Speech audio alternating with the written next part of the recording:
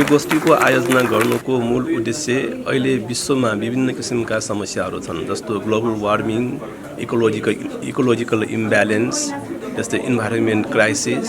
त्यस्तो किसिमको समस्या भइरहेको अवस्थामा बौद्ध युनिभर्सिटीको तर्फबाट के कस्तो किसिमको शिक्षा प्रदान गर्न सकिन्छ, जुन शिक्षाको कारणले अहिले विश्वमा भइरहेको समस्यालाई समाधान गर्न सकिन्छ भन्ने मूल उद्देश्यलाई लिएर यो कार्यक्रम गरिएको हो। यो कार्यक्रममा विभिन्न देशबाट आएका विज्ञहरूले त्यससित सम्बन्धित विषयहरूमा कार्यपत्र प्रस्तुत चाहिँ गर्नुभएको छ। ती कार्यपत्रहरूको माध्यमबाट अवश्य पनि त्यसमा केही टेवा पुग्नेछ भन्ने मैले आशा गरेको छु। विभिन्न देशबाट आएका विज्ञहरूले कार्यपत्र प्रस्तुत गर्नुभयो भने आज बुद्धिज्म एन्ड योग र बुद्धिज्म र योगलाई जोडेर कसरी अगाडि बढाउन सकिन्छ भन्ने विषयमा आज प्यानल डिस्कसन हो। किनकि योग भन्ने विषय सबैको लागि आवश्यक। अहिले विश्वमा जुन विभिन्न किसिमका औषधिको कारणले मानिसलाई समस्या भइरहेको छ, त्यसैले रोगबाट मुक्त पाउने उपाय के हो भने योग हो। जुन योगको कारणले त्यहाँ कुनै पनि खानु पर्दैन, केही गर्नु पर्दैन र मात्र चाहिँ त्यो एक किसिमको शारीरिक स्वस्थ बनाउनको लागि गर्न सकिने एउटा माध्यम हो। त्यसैले त्यो माध्यमलाई कसरी यो बौद्ध शिक्षासँग जोड्न सकिन्छ त? र फेरि बौद्ध शिक्षा अन्तर्गत पनि योगका धेरै कुराहरू छन् र ती कुराहरूलाई समेटेर त्यसलाई कोर्सको रूपमा तयार पारेर लुम्बिनी बौद्ध विश्वविद्यालयले त्यसलाई प्राध्यापन गराउने, टिचिङ गराउने त्यो योजना हाम्रो रहेको छ। आजको दिनको च्यालेन्जेस भनेको जो हिजो हामीले सोचेको च्यालेन्जेस भन्दा फरक छ, धेरै फरक छ। अलिअलि मात्र फरक होइन, धेरै फरक छ। अब पोभर्टी हाम्रो च्यालेन्जेस होइन। अहिले हाम्रो च्यालेन्जेस भनेको इन्भाइरोमेन्ट पनि होइन। अहिले हाम्रो च्यालेन्जेस भनेको पोलिटिक्स पनि होइन। अहिले हाम्रो च्यालेन्जेस भनेको के हो? टेक्नोलोजी हो। टेक्नोलोजीको नेगेटिभ होइन, एडभान्समेन्ट। त्यो टेक्नोलोजीको एडभान्समेन्ट यस्तो किसिमले चाहिँ तपाईँको अगाडि बढेको छ, हामीले एक किसिमको ट्रेन्ड क्रिएट गर्न सकिन्छ। अघि पनि हिजो पनि हामी त्यसमा सर्च गरेर एआई, आर्टिफिसियल इन्टेलिजेन्सको सबैले आर्टिफिसियल इन्टेलिजेन्स पढाउँछ, हामी पनि पढाउने चाहिँ सोचको छ। तर के गर्दैछ आर्टिफिसियल इन्टेलिजेन्सले भनेको भोलिको दिनमा यसको डेभलपमेन्ट हेर्दाखेरि, ट्रेन हेर्दाखेरि के हुन्छ त भन्दाखेरि अब यसले ह्युम्यानिटेरियन ग्राउन्डलाई चाहिँ छाड्दै 84,000मा चाहिँ तपाईँको 42,000 सूत्र त माइन्डसँग पनि मनमा चाहिँ मनमा आधारित छ। जुन अभिधम्मले चाहिँ कभर गरेर 42,000 50% खै त हामी त्यसको पनि अध्ययन गरेको भनेपछि यो योगा भनेको के हो? खालि चाहिँ विभिन्न पोजिसनमा चाहिँ एक्सर्साइज गर्ने मात्र हो र? मेरो ठुलो क्वेसन यहाँ छ। त्यसरी हाम्रो माइन्ड र म्याटरको बिचमा कसरी सेन्क्रोनाइज गर्ने, त्यो सेन्क्रोनाइज गर्ने नै मलाई लाग्छ योग शास्त्र र यौगिक साइन्स होला। मैले एउटा अनुमान गरेको थाहा छैन। यो पढाउने जाने मान्छे कहाँबाट ल्याउने त्यो पनि एउटा ठुलो च्यालेन्ज हुन्छ।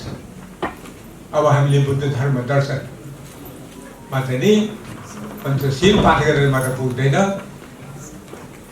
अब हामीले चप्पा छान्ने पर्छ। त्यसको लागि चाहिँ हामी धेरै गर्नुपर्छ, धेरै गर्नु। अहिले हामीले साँच्चै भने के पनि गरेको छैन।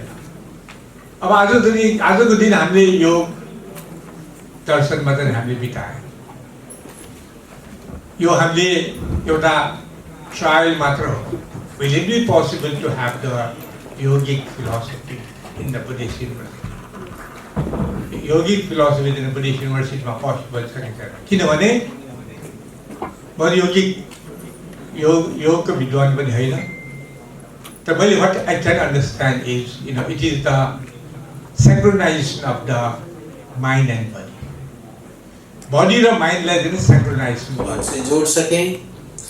लोगों को योग से जोड़ने के लिए इस तरह के कॉन्फ्रेंसेस आयोजन ये बहुत ही महत्वपूर्ण होते हैं। तो उसमें भी इसीलिए यह आयोजन इंटरनेशनल कॉन्फ्रेंस जो योगा के लिए आप कर रहे हैं, क्या इसलिए भी महत्वपूर्ण है क्योंकि यह भगवान बुद्ध की भूमि, बुद्ध की धरती और उस बुद्ध के नाम पर स्थापित विश्वविद्यालय में हो रहा है। तो संपूर्ण आयोजक मंडल और आदरणीय भाई डॉक्टर शाक्या जी और उनकी पूरी टीम, सबको मेरी बहुत शुभकामनाएं हैं। और जहाँ तक पतंजलि की बात है, उसी योग विधा को संपूर्ण विश्व में पहुँचाने के लिए हमने उस योग के लिए श्रद्धेय स्वामी जी, पूज्य स्वामी रामदेव जी महाराज और हमने मिलकर के एक विनम्र सेवा का प्रयास किया है। आज करोड़ों लोग उस योग विधा से जुड़ करके न केवल शारीरिक व्याधियाँ अपितु मानसिक और आंतरिक व्याधियों से भी मुक्त हो रहे हैं। Thank you so much for your kindness and for these last words. My recommendations for the future are not much.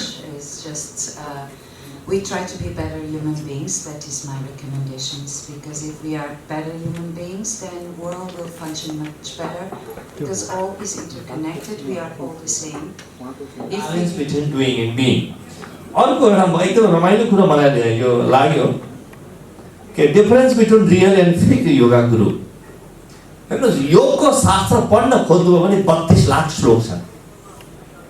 कुनै पनि मान्छेले कहिले पनि योग विज्ञानलाई एक जन्ममा मास्टर गर्नै सक्दैन, असम्भव हो। पहिलो कुरा यो हामीले बुझ्नुपर्छ। न्यूनतम 32 लाख श्लोक छन्। दोस्रो कुरा, मैले मेरो दृष्टिले के देख्छ भने नि, आजको दिनमा जसरी पनि व्यक्ति महत्त्वपूर्ण हो कि दर्शन अरू कुरा महत्त्वपूर्ण कम हो। त्यस कारणले जो व्यक्तिले यस्तो ज्ञान दिइरहेको छ, यस्तो विद्या दिइरहेको छ, जुनले व्यक्तिको जीवनका दुःख समाप्त हुन्छन् र व्यक्तिको जीवनको आनन्द उद्घाटित हुन्छ भने मलाई लाग्छ त्यो सही योग गुरु। तपाईँले विश्वविद्यालयले सर्टिफिकेट गराउनु होला नगराउनु होला अर्को कुरा हो, किनभने सर्टिफिकेट गराउने प्रणालीको पनि त हाम्रो समस्या छ नि। Just try to understand his teachings, and then after that we have to follow and we have to practice. Without practice, everything not valuable. That's why I would like to suggest to एक विश्वव्यापी रूपमा सिर्जित चुनौतीहरू समाधानमा बौद्ध शिक्षाको सान्दर्भिकता विषयक सेमिनारमा सहभागी हुन आउनुभएका राष्ट्रिय तथा अन्तर्राष्ट्रिय विद्वान तथा विशिष्ट पाहुना, अध्येता, अनुसन्धानकर्ता एवं सहभागीहरूलाई हार्दिक धन्यवाद व्यक्त गर्दछौँ। We express hearty gratitude to all national and international scholars, experts, researchers, and participants who participate in the seminar on the relevance of Buddhist education in addressing globally prevalent issues and finding solutions. दोस्रो नम्बरको मुद्दा छ राजनीतिक व्यवस्थाको परिवर्तन तथा सम्पूर्ण द्वन्द्वका विषयहरू समाधान भइसकेकाले बुद्ध जन्मस्थल नेपाललाई शान्ति देश घोषणा गर्न संयुक्त राष्ट्र संघ समक्ष आग्रह गर्दछ। Given the resolution of political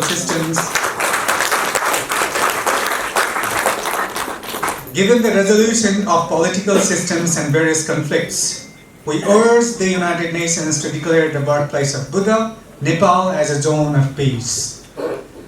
तेस्रो कुरा छ बुद्ध जन्मस्थल लुम्बिनीलाई शान्ति र बौद्ध दर्शनको उद्गम स्थलका रूपमा प्रवर्तन गर्ने र बौद्ध ध्यान साधना राजधानी शान्ति सहर घोषणा गर्नका लागि नेपाल सरकारसँग माग गर्ने मा राख्नका लागि सम्बन्धित निकायलाई विशेष अनुरोध गर्दछ। We request relevant authorities to include Buddhist education in educational curricula at all levels, emphasizing research and prioritize studies. र पाँचौं बुदा छ वातावरणीय असन्तुलन, आर्थिक सङ्कट, आपसी द्वन्द्व र अपराध तथा मानसिक प्रतिकूलनता जस्ता विश्वव्यापी समस्याको समाधान तथा न्यूनीकरणका लागि शील समाधि र प्रज्ञायुक्त समाज निर्माण गर्न बौद्ध शिक्षाको विश्वव्यापीकरण आवश्यक देखिएकाले बौद्ध शिक्षाको अध्ययन अनुसन्धानमा जोड दिन सम्पूर्ण अन्तर्राष्ट्रिय समुदायलाई आग्रह गर्दछ। Given the global prevalence of environmental imbalances, economic crisis, interpersonal conflicts, crimes, and mental health challenges, and recognizing the necessity to build societies based on morality, mindfulness, and wisdom, we stress the global integration of Buddhist education into education and research efforts, urging the entire international community to participate. छैठौं मुद्दा छ बौद्ध संस्कृति सम्पदा कला साहित्यको संरक्षणमा विशेष ध्यान दिँदै नेपालमा रहेका सम्पूर्ण बौद्ध समुदायको यथोचित विकासमा जोड दिँदै बौद्ध परम्परामा आधारित शिक्षालाई मूलधारसम्म जोड्नका लागि राष्ट्रिय तथा अन्तर्राष्ट्रिय समुदाय समक्ष अनुरोध गर्दछौं। We appeal to national and international communities to join efforts in preserving Buddhist culture, heritage, art and literature in Nepal and in integrating the Himalayan Buddhist tradition into the foundation of education. र सातौं अनि अन्तिम मुद्दा छ सन् 1998 को विश्व बौद्ध शिखर सम्मेलनको भावना अनुसार लुम्बिनीलाई बौद्ध दर्शन अध्ययन तथा अनुसन्धान केन्द्रका रूपमा स्थापित गर्नका लागि बौद्ध विश्वविद्यालयलाई अन्तर्राष्ट्रिय विश्वविद्यालयका रूपमा स्तरोन्नति गर्न अन्तर्राष्ट्रिय सहयोग समर्थन जुटाउन हामी सम्पूर्ण प्रतिबद्ध छौं।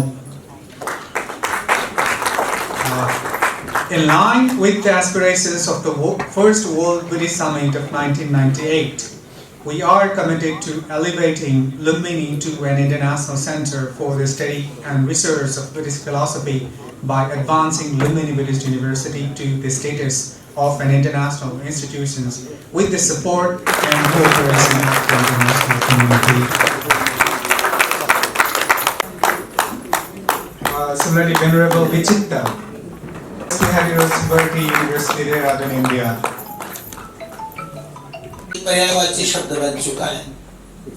ऐसे महान